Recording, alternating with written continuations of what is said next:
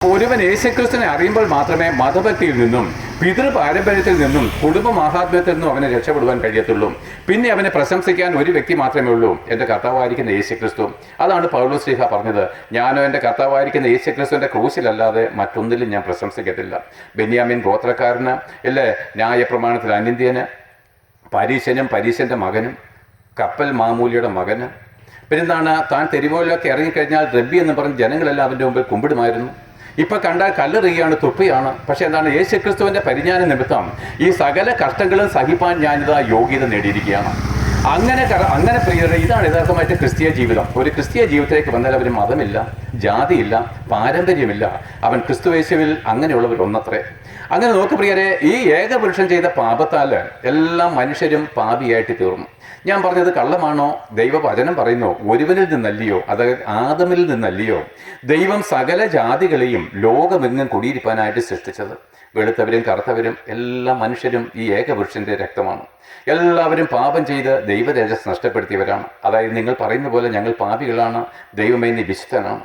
അതുകൊണ്ട് പ്രിയപ്പെട്ടവരെ, നമുക്കൊരിക്കലും ദൈവത്തിൻ്റെ അടുക്കലേക്ക് കടന്നു ചെല്ലുവാനോ ദൈവത്തോടു കൂടെ ജീവിപ്പാനോ നമുക്ക് കഴിയത്തില്ല, സ്വയമായിട്ട് കഴിയത്തില്ല പ്രിയപ്പെട്ടവരെ. കാരണം എന്താണ്, ആദം ചെയ്ത പാപത്താലാണ് നാം ദൈവത്തിന് മുമ്പിൽ കുറ്റക്കാരായിട്ട് തീർന്നത്. നിങ്ങൾക്കറിയാമോ, ദൈവത്തിനും മനുഷ്യർക്കുമിടയിൽ ദൈവം ഒരു നടിച്ചുവർ തൂക്കി. അതാണ് നമ്മൾ പറയുന്ന തിരശ്ശീല. കാരണം മനുഷ്യൻ പാപം ചെയ്തപ്പോൾ ദൈവത്തിൻ്റെയും മനുഷ്യൻ്റെയും തമ്മിൽ ശത്രുത്വമാണ് ഈ തിരശ്ശീല, നടിച്ചുവർ. എന്നാൽ ദൈവത്തിൻ്റെ സ്നേഹം എന്താണ്? ഇത് ഞാൻ പ്രസംഗം നീട്ടുന്നില്ല. എന്നാൽ ദൈവത്തിന് നമ്മളുള്ള സ്നേഹം എന്താണ്?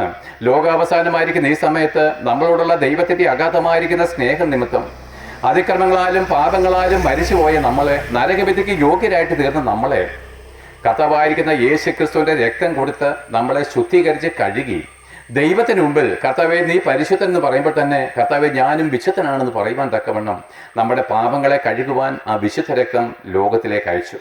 അതാണ് യേശുക്രിസ്തുവിൻ്റെ ക്രൂശീകരണം. നമുക്ക് പ്രിയപ്പെട്ടവരെ, ഇതുപോലെ നമ്മളെ സ്നേഹിക്കുന്ന ഒരു ദൈവം സ്വർഗത്തിലുണ്ട് എന്ന് ഞാൻ പണ്ട് അറിഞ്ഞിരുന്നില്ല, പക്ഷേ ഇപ്പോഴറിയുന്നു. അതുകൊണ്ട് എൻ്റെ ജീവിതത്തിൻ്റെ എല്ലാ ദിവസങ്ങളും മരണം വരെയും അവൻ്റെ മുമ്പിൽ എന്താണ്, ജീവപര്യന്തം വിശ്വസനായിട്ട് തീരുവാൻ ഞാൻ ആഗ്രഹിക്കുന്നു. ദ്രവ്യാഗ്രഹമില്ലാതെ, ലോകത്തിൻ്റെ മഹത്വം അന്വേഷിക്കാതെ പൗലോസ് ഓടിത്തീർത്ത ആ വഴിയിൽ കൂടെ തന്നെ കടന്നു പോകുവാനും, മരിക്കുന്നതിന് മുമ്പ്, മരിച്ചതിന് ശേഷം എന്നെപ്പറ്റി മറ്റൊരുവനല്ല, മരിക്കുന്നതിന് മുമ്പ് എന്നെപ്പറ്റി ഞാൻ തന്നെ ധൈര്യമായിട്ടൊരു സാക്ഷ്യം പറയുവാനും ഞാൻ കൊതിക്കുന്നു. ഞാൻ നല്ല പോർ പൊരുതു, ഓട്ടം തികച്ചു, വിശ്വാസം കാത്തു, ഇനി നീതിയുടെ കിരീടം എനിക്ക് വേണ്ടി കാത്തിരിക്കുന്നു. പ്രിയപ്പെട്ടവരെ, ആ ഏകപുരുഷൻ ചെയ്ത പാപത്താൽ സകല മനുഷ്യരും പാപികളായിട്ട് ദൈവത്തിൻ്റെ ശത്രുക്കളായിട്ട് അനേക ജാതി മതസ്ഥരായിട്ട് ദൈവമല്ലാത്തതിനെ ആരാധിച്ച് കടന്നു പോകുമ്പോൾ പാപത്തിൻ്റെ ശമ്പളം മരണമാണെന്ന് നമുക്ക് തെളിയിപ്പാൻ ദൈവം ന്യായപ്രമാണം തന്നു. നമുക്ക് പ്രിയരെ, ന്യായപ്രമാണം നമുക്ക് തന്നിട്ടല്ലാതെ ക്രിസ്തുവിന് മരിപ്പാൻ കഴിയുമായിരുന്നില്ല. കാരണം എന്താണ്, പാപത്തിൻ്റെ ശമ്പളം മരണമാണെന്നുള്ള ദൈവകോടതി, ദൈവ നിയമം ഒരു മനുഷ്യൻ അംഗീകരിക്കണം. അതായത് അവൻ ചെയ്യുന്ന ഒരു പ്രവൃത്തിക്കും ദൈവത്തോട് അവനെ നീതീകരിക്കാൻ കഴിയത്തില്ല. ന്യായപ്രമാണത്തിൻ്റെ ഒരു പ്രവൃത്തികളും നമ്മളെ ദൈവത്തോടെ നീതീകരിക്കത്തില്ല. എന്നാൽ ന്യായപ്രമാണം തന്നത് എന്താണ്? അത് ദൈവത്തിൻ്റെ നീതി വെളിപ്പെടുത്തുവാനും നമ്മുടെ അശുദ്ധി വെളിപ്പെടുത്തുവാനും ഒരിക്കലും ദൈവത്തിനും മനുഷ്യർക്കും തമ്മിൽ ഒന്നിച്ച് വസിപ്പാൻ കഴിയത്തില്ലെന്നുമുള്ള മനുഷ്യൻ്റെ പാപാവസ്ഥ ഗ്രഹിപ്പാനാണ് മോശ മുഖാന്തരം ന്യായപ്രമാണം തന്നത്. അതാണ് കല്ലിലെഴുതിയ മരണ ശുശ്രൂഷ എന്ന് പറയുന്നത്. പ്രമാണം വന്നപ്പോഴെന്താണ്, നമ്മൾ മരണശിക്ഷയ്ക്ക് യോഗ്യരായിട്ട് തീർന്നു. ആദ്യമായിട്ട് സീനായി മലയിൽ വെച്ച് ഈ ദൈവം ആ സ്വന്തം വിരൽത്തുമ്പ് കൊണ്ട് ആ മോശ ചെത്തി ഒരുക്കി കൊണ്ടുപോയ ആ കരിങ്കൽ പാളികളിൽ ഈ ന്യായപ്രമാണം എഴുതിയിട്ട്, അതായത് സ്വർഗത്തിലുള്ളതോ ഭൂമിയിലുള്ളതോ ഭൂമിക്ക് താഴെ സമുദ്രത്തിലുള്ളതോ യാതൊന്നിൻ്റെയും പ്രതിമ സൃഷ്ടിക്കരുത്, അതിനെ നമസ്കരിക്കരുതെന്നുള്ള ഒന്നാം നിയമം എഴുതി. അങ്ങനെ അത് താഴോട്ട് വരുമ്പോഴാണ് ഇത് മരണശിക്ഷയായിട്ട് തീർന്നത്. താഴെ വന്നപ്പോഴെന്താണ്, ഇവർ കാളക്കുട്ടിയെ വിഗ്രഹാരാധന തുടങ്ങി. അപ്പോൾ തന്നെ ലേവ്യർ വാളെടുത്ത് വെട്ടുവാൻ മോശ പറഞ്ഞു. നോക്ക്, ഈ പ്രമാണം എന്താണ്? മരണത്തിൻ്റെ ശുശ്രൂഷയാണ്. എന്നാൽ ഇങ്ങനെ മരണത്തിന് വിധേയപ്പെട്ട നമ്മളെ ജീവൻ നൽകി തന്ന് രക്ഷിപ്പാൻ, അതായത് ന്യായപ്രമാണം വന്നപ്പോൾ മനുഷ്യന് നിലവിളി ഉണ്ടായി, അയ്യോ ഞാൻ അരിഷ്ടനായിരിക്കുന്ന ഒരു മനുഷ്യനാണ്, എന്നെ ഈ മരണത്തിൽ നിന്ന് ആര് വിടുവിക്കും? എൻ്റെ നേർച്ച കാഴ്ചകൾക്ക് കഴിഞ്ഞിട്ടില്ല, പാരമ്പര്യമായിട്ട് ഞാൻ ചെയ്യുന്ന യഹൂദ മര്യാദയ്ക്ക് കഴിഞ്ഞിട്ടില്ല, എൻ്റെ പാപത്തെ ക്ഷമിപ്പാൻ ഈ ലോകത്തിൽ ഒരു ശക്തിക്കും കഴിയുന്നില്ല. അപ്പോൾ ഞാൻ നിലവിളിച്ചു, അയ്യോ ഞാൻ അരിഷ്ടനായിരിക്കുന്ന ഒരു മനുഷ്യന്, എന്നെ ഈ മരണകരമായിരിക്കുന്ന ശരീരത്തിൽ നിന്ന് ആറ് വിടുവിക്കും? ഇതാ പ്രിയപ്പെട്ടവരെ, ദൈവത്തിൻ്റെ ആ അസാധാരണമായിരിക്കുന്ന വെളിച്ചം, സ്നേഹം ലോകത്തിലേക്ക് വരികയാണ്.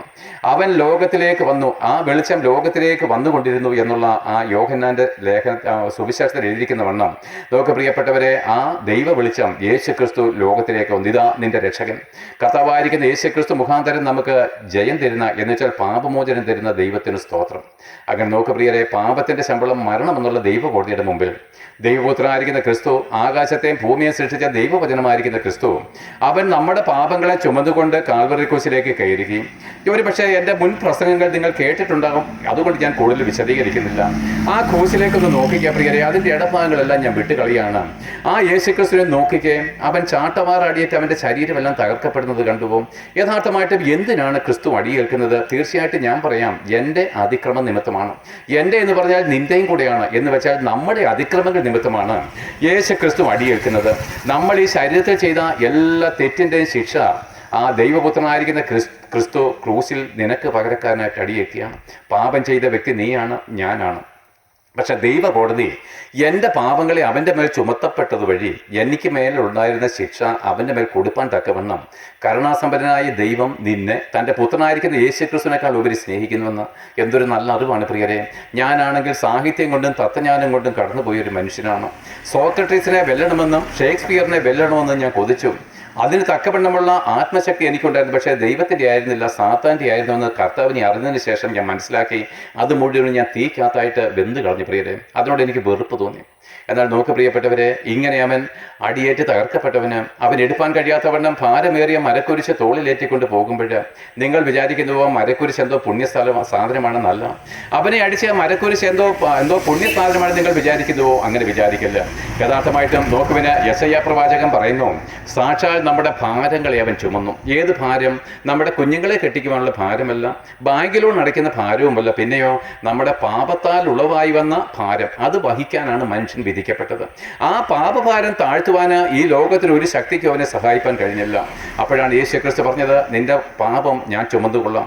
അതാണ് വചനം പറഞ്ഞിരിക്കുന്നത്, നിന്റെ പാപം കടും ചുവപ്പായിരുന്നാലും അത് ഹിമം പോലെ ഞാൻ വെളുപ്പിച്ചു തരാം, നിന്റെ പാപം മുഴുവൻ ഞാൻ ചുമക്കാം. പ്രിയപ്പെട്ടവരെ, അവൻ തോളിൽ വെച്ചുകൊണ്ട് മരക്കുരിശ് നിന്റെ പാപത്തിൻ്റെ ചുമട. നമ്മൾ ഇനി അതിനെ തോളിൽ വെക്കുകയോ അതിനെ ചുംബിക്കുകയോ നമസ്കരിക്കുകയോ ചെയ്യുമ്പോൾ നമ്മുടെ സ്വന്തം പാപത്തെ നമ്മൾ വീണ്ടും വണങ്ങിയാണ്. ഇത് കുറ്റകരമാണെന്ന് മാത്രമല്ല, യേശുക്രിസ്തു നമ്മുടെ പാപഭാരം ചുമന്നിട്ടില്ല എന്ന് നമ്മൾ എന്താണ് സാക്ഷ്യപ്പെടുത്തുകയാണ്.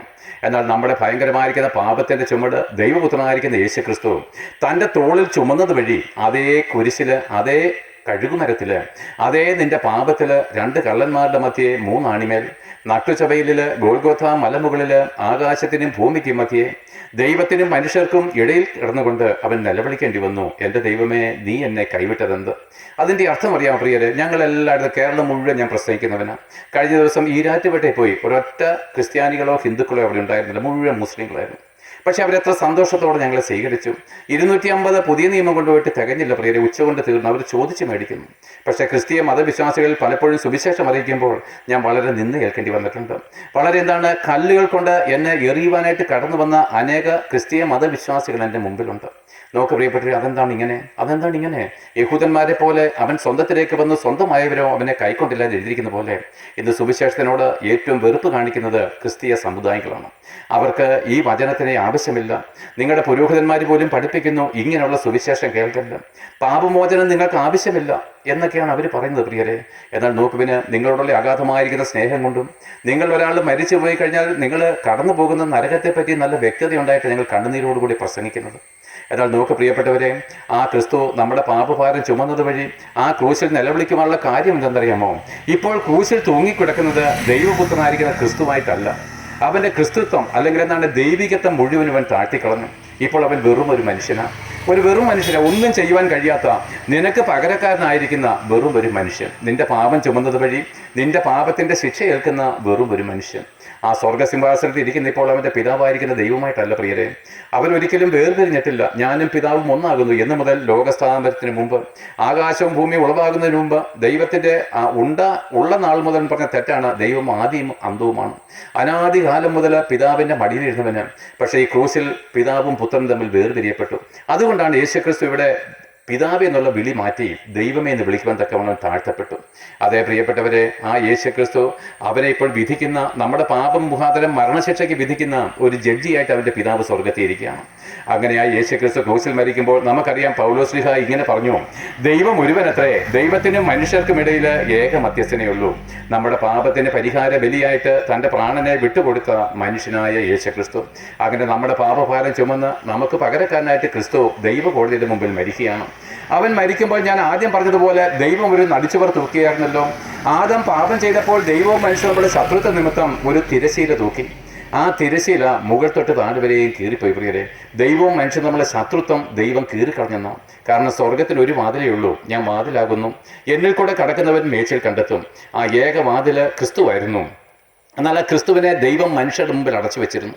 എന്നാൽ യേശുക്രിസ്തുവിൻ്റെ ശരീരം ഇവിടെ കീറപ്പെടുമ്പോൾ സ്വർഗത്തിൻ്റെ വാതിലും തകർക്കപ്പെടുകയും ഏത് പാപിക്കും ദൈവത്തിൻ്റെ അടുക്കിലേക്ക് വിശ്വാസത്തോടെ നേരിട്ട് കടന്നു ചെല്ലുവാൻ റോമാലേഖനത്തിൽ ഇങ്ങനെ പൗലോസ്ലീഹ പറയുന്നു, വിശ്വാസത്താൽ നീതീകരിക്കപ്പെട്ടിട്ട് നമ്മുടെ കർത്താവായിരിക്കുന്ന യേശുക്രിസ്തു മൂലം നമുക്ക് ദൈവത്തോട് സമാധാനം വന്നിരിക്കുന്നു. അതെ, ദൈവത്തോടെ നമുക്ക് സമാധാനം വന്നെത്തേണ്ടതിന് യേശുക്രിസ്തു അതിന് വിരോധമായിട്ട് നമ്മുടെ പാപങ്ങളെ ചുമന്നൊഴിച്ച ഈ ക്രൂശീകരണം ഞങ്ങൾ പ്രസംഗിക്കുന്നു. ആ യേശുക്രിസ്തു ക്രൂശിൽ മരിക്കുമ്പോൾ ഈ തിരശീല കീറിയത് വഴി ഇനി എന്താണ് പ്രിയരെ? ബലിയില്ല, യാഗമില്ല, കർമ്മമില്ല, ആചാരങ്ങളില്ല. ഇനി വിശ്വസിക്കുന്ന ഏവർക്കും അത് ദൈവത്തിൻ്റെ നീതിയാണ്. ബലി നിന്നിടത്ത് പോയിട്ട് യാഗം നിർത്തലാക്കിയെടുത്ത് ഇനിയും പൗരോഹിത്യമില്ല. നിങ്ങൾ എത്ര പേര് വിശ്വസിക്കുന്നു? എന്ന് മാത്രമല്ല, ലേവ്യ പൗരോഹിത്യത്തിൻ്റെ തുടർച്ചയല്ല യേശുക്രിസ്തു. യേശുക്രിസ്തു യഹൂദനാണ്. അങ്ങനെയാണെങ്കിൽ നോക്ക് പ്രിയരെ, പൗരോഹിത്യ ശുശ്രൂഷകൾ യേശുക്രിസ്തുവിൻ്റെ ക്രൂശിൽ സമ്പൂർണ്ണമായിട്ട് മായ്ക്കപ്പെട്ടതാണ്. തിരശീല കീറി പൗരോഹിത്യവുമില്ല. പക്ഷെ നമ്മൾ ഇപ്പോഴും ഇതിൻ്റെ കീഴിലാണ്. അതിൻ്റെ അർത്ഥം എന്താണ്? യേശുക്രിസ്തു മരിച്ചിട്ടില്ല. അതിൻ്റെ തെളിവാണ് നിങ്ങൾ ഇന്നും പാപികളും ദോഷികളുമായിട്ടിരിക്കുന്നത്. അപ്പോൾ ഒരു അമ്മച്ചി ചോദിക്കുകയാണ്, പുച്ഛത്തോടെ ചോദിക്കുകയാണ്, ഓ നീ വലിയ വിശുദ്ധനാണോ? അതേ അമ്മച്ചി, ഞാൻ വിശുദ്ധനായിട്ട് തന്നെയാണ് നിൽക്കുന്നത്. കാരണം അല്ലെങ്കിൽ ഒരു ഹിന്ദുവായിരുന്നു ഞാൻ എന്തിനാണ് യേശുക്രിസ്തുവിലേക്ക് വന്നത്? പണം കിട്ടാനല്ല, കിട്ടിയിട്ടുമില്ല, കിട്ടാൻ ആഗ്രഹിച്ചിട്ടുമില്ല. പക്ഷെ അതേ പാപിയിൽ ഒന്നാമനായിരുന്നു ഞാൻ. ഇന്ന് യേശുക്രിസ്തുവിൻ്റെ ദൈവത്തിൻ്റെ മകനും ക്രിസ്തുവിൽ വിശുദ്ധനുമാണ്. ആ പദവിയിൽ നിന്നുകൊണ്ട് പാപമോചനം നേടി എന്നുള്ള അധികാരത്തോടു കൂടി നിന്നാണ് ഞാൻ പ്രസംഗിക്കുന്നത്. എന്നാൽ നോക്ക് പ്രിയപ്പെട്ടവരെ, ആ യേശുക്രിസ്തു ക്രൂശിൽ മരിച്ചു, അവൻ അടക്കപ്പെട്ടു, അവൻ ഉയർത്തെഴുന്നേറ്റു, ബാക്കിയെല്ലാം വിട്ട് ഇപ്പം തന്നെ പ്രസംഗം നീണ്ടുപോയി. ആ യേശുക്രിസ്തു മടങ്ങി വരുവാനുള്ള സമയമായിരിക്കുന്നു. അപ്പോൾ ഞങ്ങൾ എന്തിനാണ് പ്രസംഗിക്കുന്നത്? ഈ യേശുക്രിസ്തു ഭൂമിയിലേക്ക് മടങ്ങി വരുവാനുള്ള സമയമായിരിക്കുകയാണ്. അതേ പ്രിയപ്പെട്ടവരെ, അവൻ മടങ്ങി വരുമ്പോൾ എന്താണ് സംഭവിക്കുന്നത്? ഭൂമിയിലുള്ള എല്ലാ പൗരോഹിത്യങ്ങളും നീങ്ങും, എല്ലാ മതഭക്തികളോട് നീങ്ങിപ്പോകും, എല്ലാ രാജാക്കന്മാരും മാറിപ്പോകും. യേശുക്രിസ്തു എന്ന ഏക പുരുഷൻ യെരുശലേമിൽ 1000 വർഷം ഈ ഭൂമിയുടെ ഏകാധിപതിയായിട്ട് വാഴുമ്പോൾ ഭൂമി സമാധാനം കൊണ്ട് നിറയും. അതേ പ്രിയരെ, ഈ ഭൂമിയിൽ മറ്റാരും അന്നുണ്ടാകത്തില്ല, മറ്റൊരു പുരോഹിത ശുശ്രൂഷകളും ഉണ്ടാവുകയില്ല, മറ്റൊരു രാജാക്കന്മാരും ഈ ദേശത്തുണ്ടാവുകയില്ല. യേശുക്രിസ്തു ഏക അധിപതിയായിട്ട് ഈ ഭൂമി വാഴുമ്പോൾ ഭൂമി സമാധാനം കൊണ്ട് നിറയും. സമുദ്രം വെള്ളം കൊണ്ട് നിറയപ്പെട്ടതുപോലെ ഭൂമി സന്തോഷം കൊണ്ട് നിറയും. അതേ പ്രിയപ്പെട്ടവരെ, കള്ളമില്ല, വഞ്ചനയില്ല, ഡൈവോഴ്സുകളില്ല, രോഗമില്ല. എത്ര മനോഹരമാണ് പ്രിയരെ. നിങ്ങൾക്കറിയാം, സിംഹവും കാളയും കൂടെ ഒന്നിച്ച് വൈക്കോൽ തിന്നുവെന്ന് യെശയ്യാ പ്രവചനം പറയുക. ആ യേശുക്രിസ്തുവിന് 700 വർഷങ്ങൾക്ക് മുമ്പ്, അല്ലെങ്കിൽ യേശുക്രിസ്തുവിൻ്റെ വരവ് ഈ 2700 വർഷങ്ങൾക്ക് മുമ്പ് യെശയ്യാ പറയുകയാണ്, അന്ന് വൈക്കോൽ തിന്നുന്ന, അതായത് സിംഹവും കാളയും കൂടി ഒന്നിച്ച് പുല്ല് മെയ്യുന്ന മാംസബുക്കില്ലാത്ത ദേശം, മരണഭീതി നീങ്ങിപ്പോകുന്നു. അതേ പ്രിയപ്പെട്ടവരെ, ഞാൻ ചോദിക്കട്ടെ, ആ യേശുക്രിസ്തു ഇന്നാണ് മടങ്ങി വരുന്നതെങ്കിൽ, അല്ല ഇന്നാണ് നമ്മുടെ മരണ ദിവസമെങ്കിൽ, ആ യേശുക്രിസ്തുവിനെ ജീവിപ്പാൻ നിങ്ങളുടെ പാപം സമ്മതിക്കത്തില്ല പ്രിയരെ. പാപിയായിരിക്കുന്ന ഒരു മനുഷ്യനും, അത് നമ്മുടെ പുരോഹിതന്മാരായാൽ പോലും, യേശുക്രിസ്തുവിനോട് ജീവിപ്പാൻ സാധ്യമല്ല. അതുകൊണ്ട് നമുക്ക് എന്ത് ചെയ്യുവാൻ കഴിയും? ദൈവം പറയും, സിമ്പിളാണ് പാപമോചനം. അതുകൊണ്ട് കർത്താവ് പറയുന്നു, ഈ ദൈവത്തോടു കൂടെ നിങ്ങൾക്ക് ജീവിക്കുവാൻ ആഗ്രഹമുണ്ടെങ്കിൽ നിത്യവാസം അവിടെയാണ്, ഇവിടെ ഇല്ല. ഇവിടെ നമുക്കൊരു സ്ഥിരവാസം ഉണ്ടായിരുന്നെങ്കിൽ നമ്മൾ മരിക്കത്തില്ലായിരുന്നു.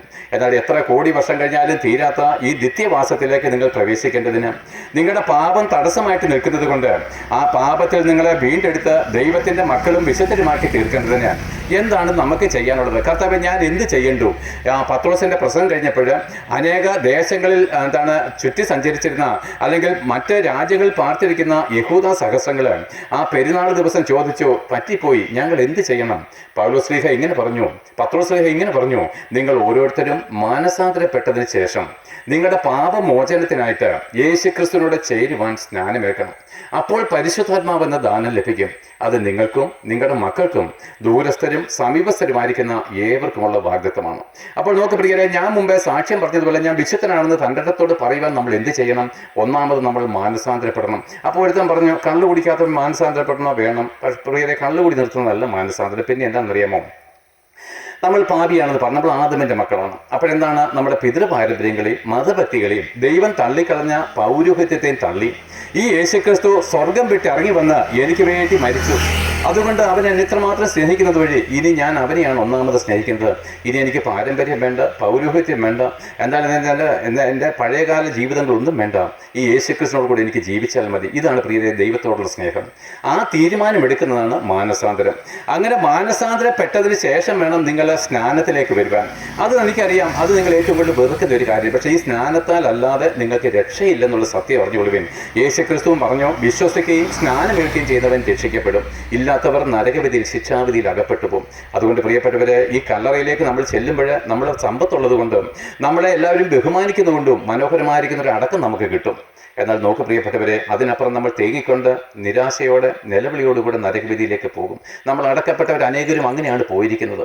എന്നാൽ നോക്ക് പ്രിയപ്പെട്ടവരെ, മാനസാന്തരപ്പെട്ടതിന് ശേഷം നിങ്ങൾ യേശുക്രിസ്തുവിനോട് കൂടെ ക്രൂശിൽ മരിക്കണം. പാപസംബന്ധമായിട്ട് മരിക്കുന്നത് ഈ സ്നാനത്തിലാണ്. ഈ സ്നാനത്താൽ അല്ലാതെ പാപമോചനമില്ല പ്രിയപ്പെട്ടവരെ.